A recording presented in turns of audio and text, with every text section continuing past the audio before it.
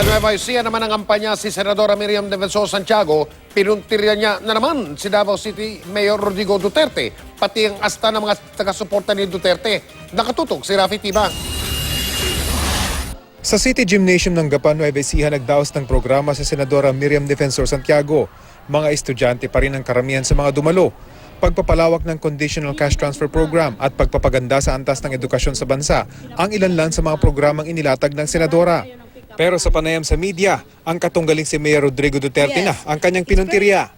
It's very eyebrow-raising to know that a person who lives in very modest means, I know because I visited him in his house, would have many bank accounts and so many properties and so much money as charged by Senator Trillanes.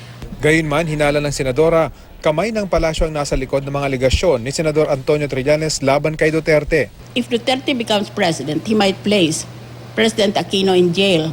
Dati na itong itinanggi ng palasyo. Hindi rin nakaligtas sa puna ng Senadora ang mga tiga-suporta ni Mayor Duterte. Sa asta raw kasi ng mga ito, tila magkakarevolusyon kapag hindi nanalo ang kanilang kandidato. They want to give that impression. In effect, it is a threat. It becomes a question of playing a game. Are they playing with our minds? Rafi Tima, Nakatutok, 24 Oras.